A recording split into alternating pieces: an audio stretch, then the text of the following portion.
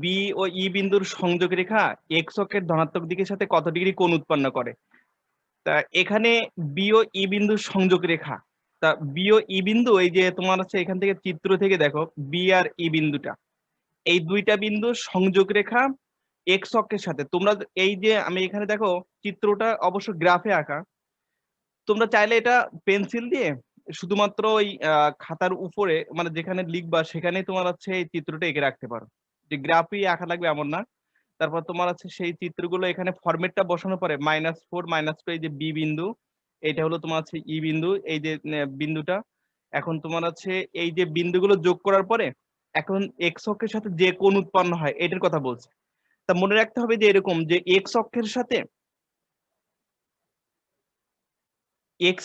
সাথে এই যে এক্স অক্ষের ধনাত্মক দিকের সাথে উৎপন্ন যে কোণ, এখানে যেমন আমি থিটা কোণ দিয়ে রাখছি, এই যে থিটা কোণ দেওয়া আছে এখানে, এই থিটা কোণ তোমার হচ্ছে এক্স অক্ষের সাথে যখন উৎপন্ন করা হয় তখন সেই কোণের কারণে আমরা একটা ঢাল পেয়ে যাই।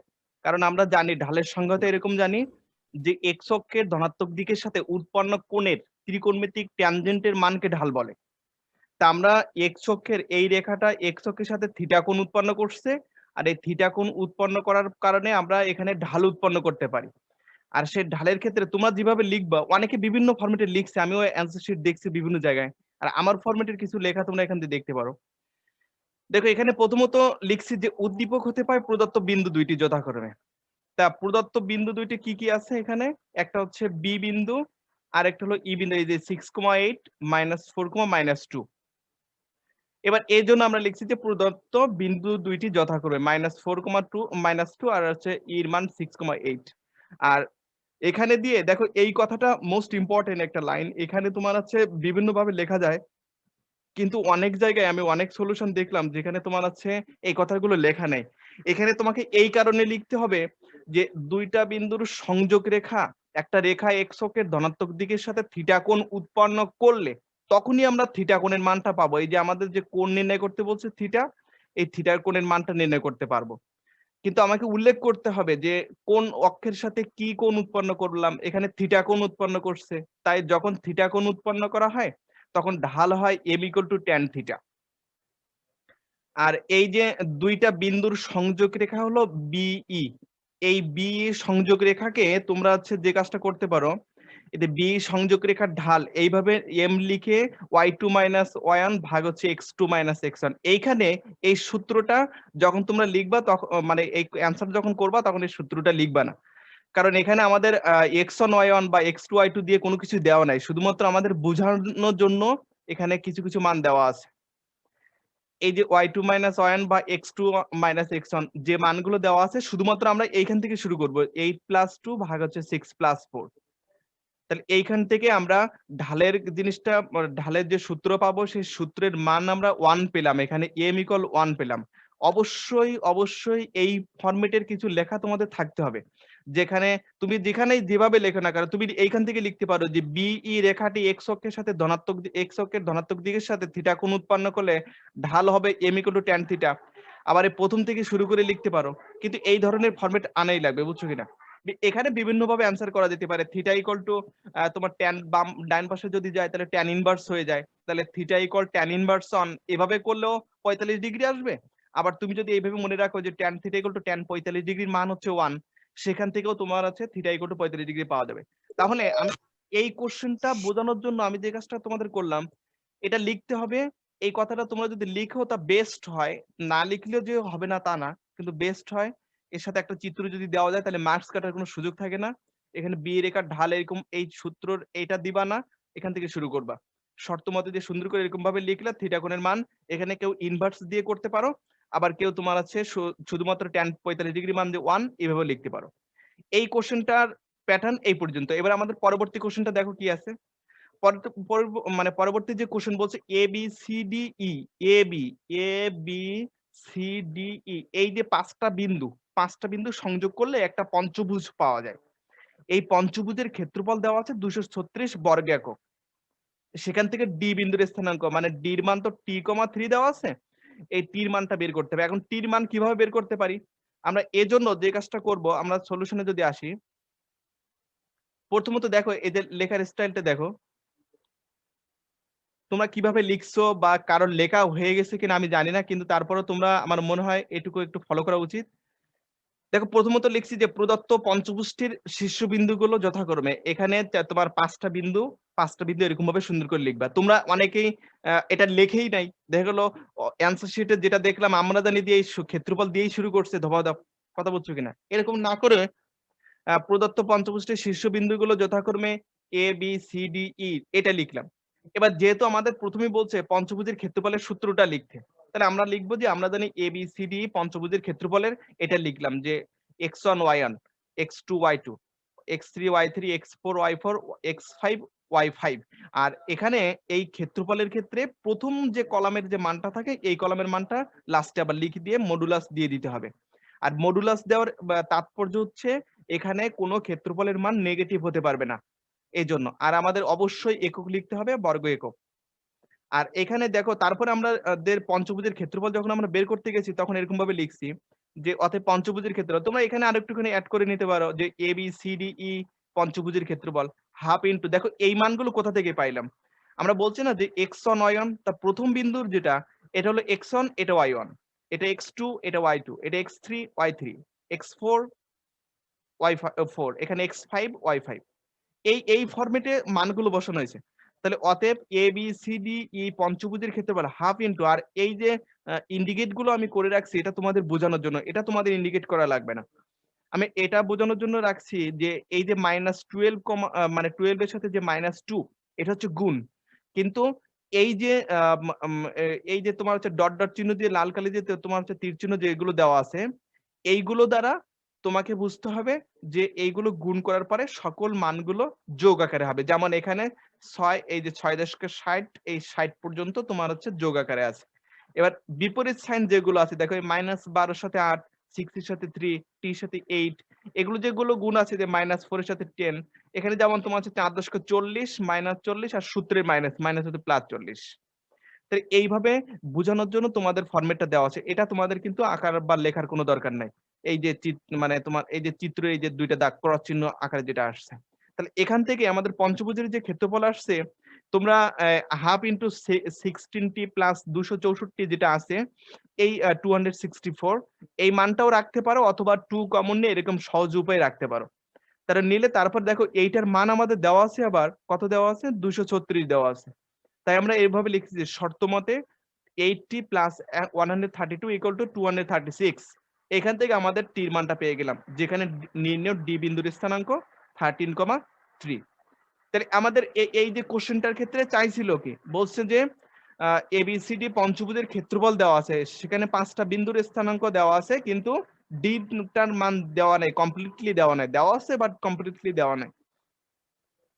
এর জন্য আমরা টির মানটা বের করার জন্য যে কাজগুলো করলাম, প্রথমত ক্ষেত্রফল বের করলাম, কিন্তু আমাদের অবশ্যই কিন্তু পঞ্চভুজের ক্ষেত্রফলের আকারটা লিখতে হবে। আমি আগের কোশ্চেনের ক্ষেত্রে বলছি যে আকার লেখা যাবে না, এখানে কিন্তু কোশ্চেনগুলো লিখতে হবে এই ক্ষেত্রফলের সূত্রটা। তারপর পঞ্চভুজের ক্ষেত্রফল এখানে রাখবো এই, তারপর এখানে শর্তমতে দিয়ে টির মানটা পেয়ে অবশ্যই এরকম ভাবে সুন্দর করে লিখবো যাতে নির্ণয় ডি বিন্দুর স্থানাঙ্ক, এফ বিন্দুর স্থানাঙ্ক নির্ণয় করো, আর এ বি সি এফ চতুর্ভুজটি আঁকো।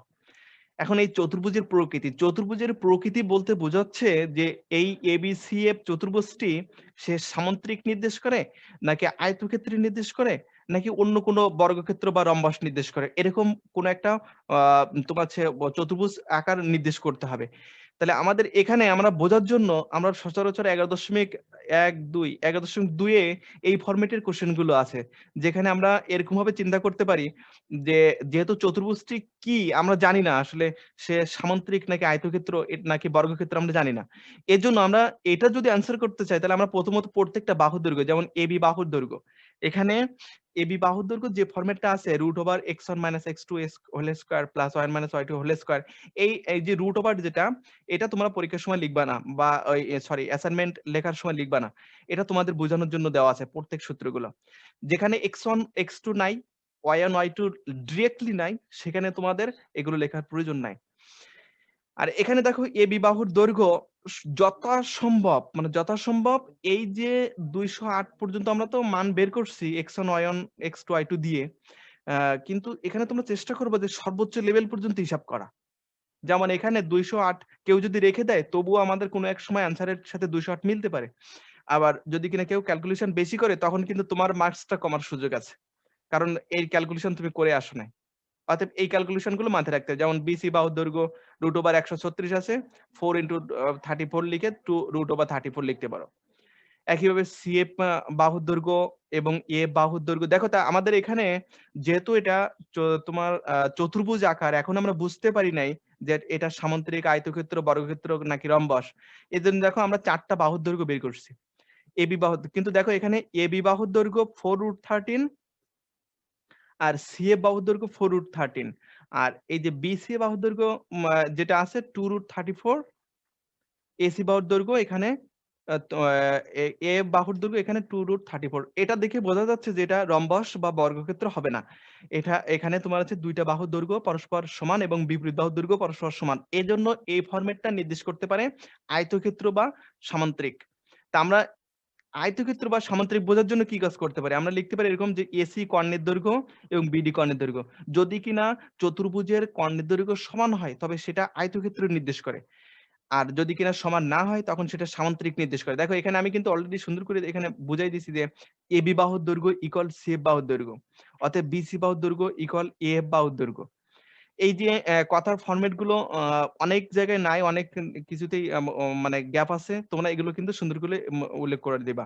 আর এখানে এসি কর্ণের দৈর্ঘ্য নট ইকুয়াল বিএফ বাহুর দৈর্ঘ্য, এই যে দুইটা কর্ণের দৈর্ঘ্য এখানে বিএফ কর্ণের হবে, বুঝছো, এখানে এসি কর্ণের দৈর্ঘ্য নট ইকুয়াল বিএফ কর্ণের দৈর্ঘ্য লিখতে হবে। হ্যাঁ, তাহলে এই বিএফ কর্ণের দৈর্ঘ্য, তাহলে এই যে নট ইকুয়াল যখন আমরা বলবো তখন কিন্তু এটা আয়তক্ষেত্র নির্দেশ করে না, তখন সেটা এবিসিএফ চতুর্ভুজটি একটি সামান্তরিক নির্দেশ করে। এখানে না লিখে তোমরা অতএবও দিতে পারো, বা যেহেতু এসি কর্ণের দৈর্ঘ্য নট ইকুয়াল বিএফ কর্ণের দৈর্ঘ্য, যেহেতু মানে বানান করে লিখতে পারো, যেহেতু এসি কর্ণের দৈর্ঘ্য নট ইকুয়াল বিএফ কর্ণের দৈর্ঘ্য।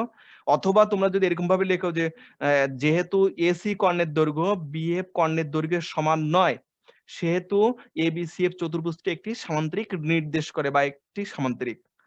যে P of H comma K ও Q of K comma H বিন্দু দুইটি যথাক্রমে এ বি ও এই রেখার উপর অবস্থিত হলে, এ বি, এই যে এ বি রেখা আর এই রেখার উপরে পি অফ আর কিউ অফ বিন্দু দুইটি অবস্থিত, যখন অবস্থিত হবে তখন পি কিউ সরলরেখা, তার মানে আমাদের দেখো পি কিউ সরলরেখার সমীকরণ বের করতে বলছে, তা পির মানও নাই কিউর মানও নাই।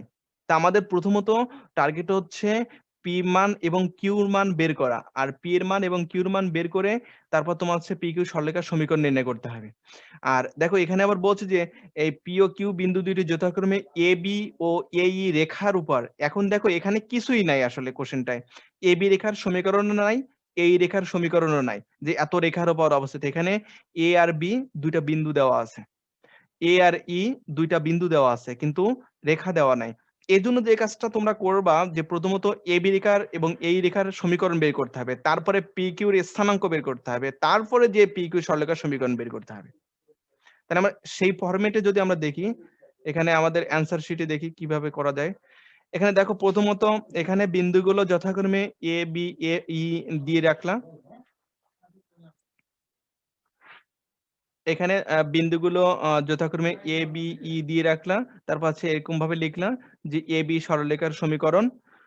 এইভাবে তোমার আছে এই সরলরেখার সমীকরণটা তোমাদের দেওয়ার প্রয়োজন নাই, এটা তোমরা যদি ভুলে কেউ দেয়ও কোনো প্রবলেম নাই, বাট না দিলেও বেটার হয়।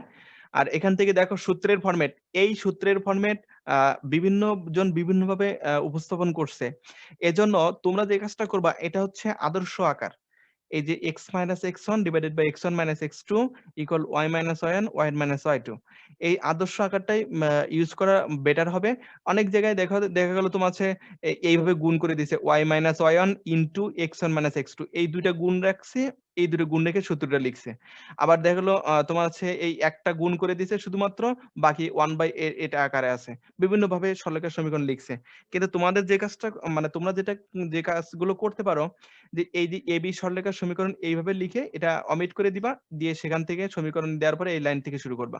দেখো এখানে সুন্দর করে -8 বা 12 পরবর্তীতে -2 3 হয়ে গেছে, কিভাবে হয়ে গেছে এখানে, এখানে 8 আর 12 যেটা আছে, এই 8 টাকে বাদ দেওয়ার জন্য আমরা 4 দ্বারা গুণ করছি লবে, দুই পাশে লবে 4 দ্বারা গুণ করছি। যখন আমরা 4 দ্বারা গুণ করছি 4 2 8 -2, 3 4 12 3, তাহলে এ বি সরলরেখার সমীকরণ এভাবে সংক্ষেপ ছোট হয়ে গেল। তাহলে সেখান থেকে আমাদের এই যে একটা সমীকরণ পেলাম 3x plus 2y plus 16 equal to 0। কারণ কেন বের করে লাগতেছে, এখানে বলছে যে এ বি রেখার সমীকরণ এবং এই রেখার সমীকরণ বের করতে বলছে। তা আমরা এই জন্য এ বি রেখার সমীকরণ এবং এই রেখার সমীকরণ বের করে রাখছি। এখন দেখো তারপরে বলছে কি, এবার এখান থেকে যে কাজটা করা আছে, এখন পি অফ এইচ কমা কে বিন্দুটি এ বি রেখার উপর অবস্থিত হলে, শোনো এইখানে বিভিন্ন ভাবে বিভিন্ন কোশ্চেনের বিভিন্ন অ্যান্সার আছে বিভিন্ন লেখায়, কিন্তু আমি তোমাদের যেটা লেখাইছি দেখো এখানে আমি কোশ্চেন আমি ডিপেন্ড করি কোশ্চেনের উপরে, আর টোটালি ডিপেন্ড করবা বুকের অ্যান্সার কিভাবে আছে, তোমাদের মেইন বইতে কিভাবে অ্যান্সার ফরম্যাট সাজানো আছে সেইভাবে সাজাতে হবে। কে কিভাবে করলো সেটা বড় কথা না, তোমার কোশ্চেন ফরম্যাট তোমার বই থেকে কিভাবে অ্যান্সার শিটটা দিচ্ছে মেইন বইয়ের আঙ্গিকে সেভাবে তুমি করলে তোমার মার্কস কাটার সুযোগ থাকে না। তাই আমরা এই জন্য দেখো এখানে বলছে যে এ বি ও এই রেখার উপর অবস্থিত হলে, তা এ বি রেখার উপর অবস্থিত হলে এই রেখার উপর অবস্থিত হলে, এই জন্য আমি এখানে লিখছি যে এখন পি অফ এইচ কমা কে বিন্দুটি এ বি রেখার উপর অবস্থিত হলে, এবার এইচ কমা কে বিন্দুটি এ বি রেখার উপর অবস্থিত, তার মানে কি বোঝাচ্ছে, এই যে এইচ কমা কে দ্বারা বোঝানো হচ্ছে যে এই যে এ বি রেখার সমীকরণ ছিল thrice X plus twice Y, এই এক্স এর জায়গায় আমরা এইচ এবং ওয়াই এর জায়গায় আমরা কে বসাতে পারি। তাহলে thrice H plus twice K plus 16 equal 0, thrice H plus twice K plus 16 equal 0, এই হলো একটা সমীকরণ পেলাম যেটা এইচ কে বিন্দুর এত রেখার উপর অবস্থিত হলো। কে কিভাবে লিখছে ওটা দেখার বিষয় না, তোমরা যদি পারো এই ফরম্যাটে আঙ্গিকে নিয়ে আসতে পারো, আর বাকিটা তোমাদের ইচ্ছা। এখানে পরবর্তীতে যেটা বলি যে এই সরলরেখার সমীকরণ যেখানে এখানেও ঠিক এরকম, কিন্তু এখানে বলছে যে Q of K comma H, Q of K comma H, X এর জায়গায় কে, ওয়াই এর জায়গায় এইচ মাইনাস 78, তাহলে আমরা এই ফরম্যাটে বসাইছি। এবারে এই যে P of H comma K যে বিন্দুটি আছে সেটা 1 নং সমীকরণ দিলা, Q of K comma H আছে এটা 2 নং সমীকরণ দিলা।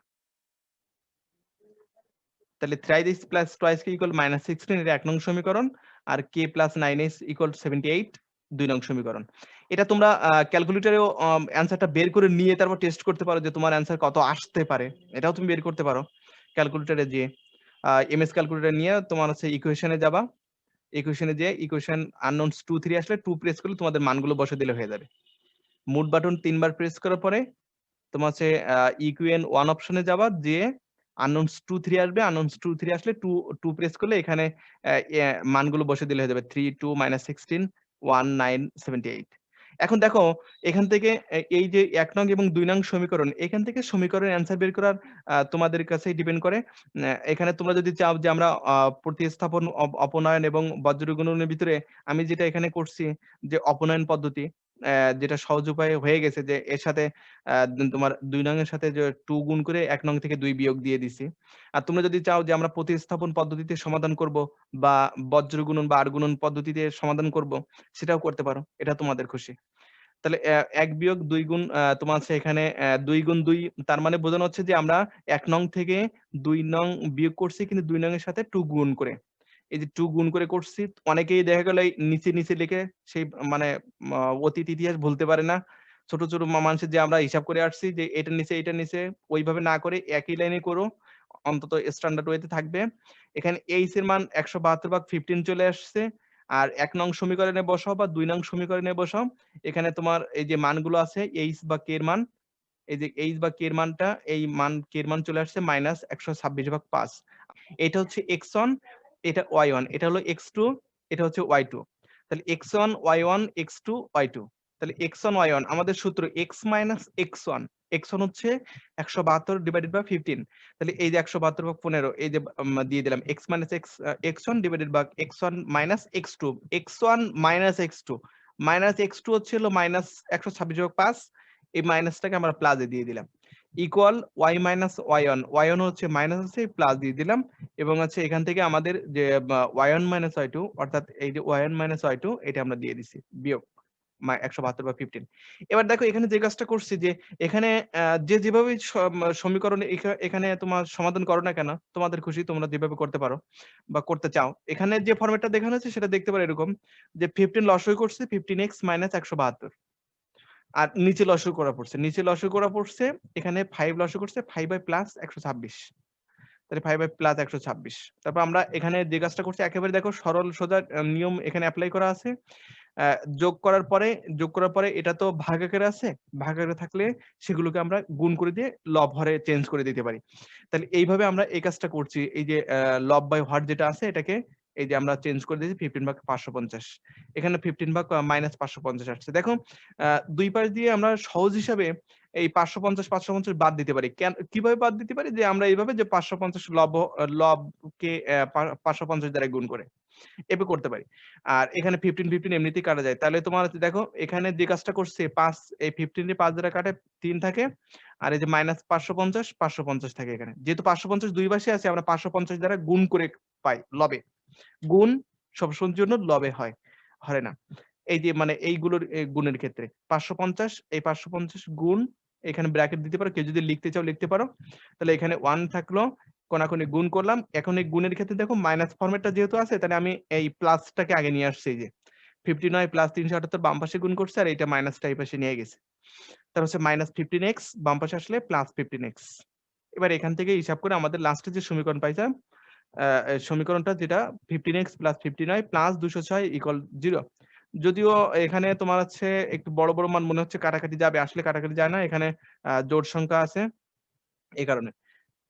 এই যে তাহলে আমাদের ইহাই নির্ণয় সমীকরণ লিখতে পারো অথবা আ এ বলতে পারো যে ইহাই নির্ণয় PQ সরলরেখার সমীকরণ। এই কোয়েশ্চেন ফরমেটে এইভাবে তোমরা লিখতে পারো। এবার এখানে দেখো এ যে কথাটা লাস্টের লাইন বলছে যে PQ সরলরেখার সমীকরণ নির্ণয় করো। তাহলে ওই ইহাই PQ সরলরেখার সমীকরণ অথবা PQ সরলরেখার সমীকরণ নির্ণয় করা হলো। একটা ফরমেটে লিখতে পারো। দেখো এখানে যে কোয়েশ্চেন গুলো আছে এই কোশ্চেন গুলোর ক্ষেত্রে আমি তোমাদের যে অ্যান্সার শিটটা প্রিপেয়ার করে দেখাইছি সেটা হচ্ছে যে মার্কস কাটার সুযোগ থাকবে না। যেমন এখানে দেখো ক নম্বর কোশ্চেনে যখন আমরা বের করছিলাম ঢাল নির্ণয় করো, কোণের মান নির্ণয় করো। কিন্তু ঢালটা যে আসলে কিভাবে আসে এজন্য আমরা চিত্র প্লাস লেখা এটা বুঝাই দিয়েছি। যার কারণে আমরা ঢালটা ইজিলি ধরতে পারি এবং লিখতে পারি। এই কারণে এখানে মার্কসের কোনো সুযোগ নেই কাটার। তারপরে দেখো আ আ খ নম্বর যে কোশ্চেনে আমরা পঞ্চভুজের ক্ষেত্রফল এখানে বলছে যে ক্ষেত্রফল শীর্ষবিন্দুগুলোর মাধ্যমে ক্ষেত্রফল নির্ণয়ের সূত্র লিখো। পঞ্চভুজটির শীর্ষবিন্দুগুলোর মাধ্যমে ক্ষেত্রফল নির্ণয়ের সূত্রটা আমরা সূত্র লিখে নিছি। টি সংবলিত ক্ষেত্রফল নির্ণয় ওই যে আমরা পাইছিলাম হচ্ছে হাফ দিয়ে ওখানে কত 816 কত ছিল ওখানে অর্থাৎ আমরা 80 প্লাস কত 176 না 126 কত পাইছিলাম যেন। তারপর ক্ষেত্রফল নির্ণয়ের এখান থেকে সমীকরণ থেকে আমাদের ডি বিন্দুর মানটা চলে আসছে। এটাই তো আমাদের ডি বিন্দুর স্থানাঙ্ক নির্ণয় করতে বলছে। আর লাস্টে দেখো কোশ্চেন বলছে ডি বিন্দুর স্থানাঙ্ক নির্ণয় করো। অতএব নির্ণয় ডি বিন্দুর স্থানাঙ্ক এই যে ওই মানটা এরকম ভাবে লিখতে হবে, লাস্টে অ্যান্সার লিখতে হবে। একইভাবে এফ বিন্দুর স্থানাঙ্ক দেওয়া আছে এখানে চতুর্ভুজটি। দেখো এই চতুর্ভুজের আকৃতিটা তোমরা গ্রাফে দিলে ভালো হবে। আর এখান থেকে তারপরে যেহেতু বলছে যে চতুর্ভুজটা আঁকতে এবং এর প্রকৃতি নির্ণয় করতে বলছে। প্রকৃতি বলছে সে আসলে চতুর্ভুজটির সামান্তরিক, আয়তক্ষেত্র, বর্গক্ষেত্র নাকি রম্বস এটা নির্দেশ করে। তো আমরা এজন্য দেখো প্রথমত ABCF চতুর্ভুজটি সঠিকভাবে অঙ্কন করলাম। তারপর হচ্ছে একটি বাহু এবং একটি কর্ণের দৈর্ঘ্য নির্ণয়। তো অথবা আমরা ওখানে কর্ণের দৈর্ঘ্য বা বাহুর দৈর্ঘ্য আমরা নির্ণয় করছি। প্রত্যেকটা বাহুগুলোর দৈর্ঘ্য নির্ণয় করছে। ফাইনালি যে ABCF চতুর্ভুজটির নামকরণ অর্থাৎ ABCF চতুর্ভুজটির এখান থেকে আমরা ওই যে লাস্টে বলছে যে যেহেতু এর কর্ণের দৈর্ঘ্য সমান নয় সেহেতু আছে চতুর্ভুজটির সামান্তরিক নির্দেশ করে। আর সমান হলে আয়তক্ষেত্র বলতে পারতাম। আর ফাইনালি যে কোশ্চেনটা এটা তো বললামই যেহেতু এবি এবং এই রেখার উপর অবস্থিত বলছে তাহলে এবি রেখার সমীকরণ এবং এই রেখার সমীকরণ এখানে যেহেতু দেওয়া নাই এজন্য আমরা এবি রেখার সমীকরণ এবং এই রেখার সমীকরণ এগুলো আমরা বের করে নিব। তাহলে এবি রেখার সমীকরণ এবং এই রেখার সমীকরণ আমরা বের করে নিলাম। নেওয়ার পরে তারপরে বললাম যে P of H comma K এত রেখার উপর অবস্থিত, Q of K comma H এত রেখার উপর অবস্থিত। সেখান থেকে আমরা পি এবং কিউর মান সমাধান করে পেলাম দুইটা বিন্দুর মান। সেই দুইটা বিন্দুর সরলরেখার সমীকরণ নির্ণয় করো। একটা স্বাভাবিক হিসাবে দেখো পি কিউ সরলরেখার সমীকরণ প্রত্যেকটা স্টেপ বাই স্টেপ থিংকিং করে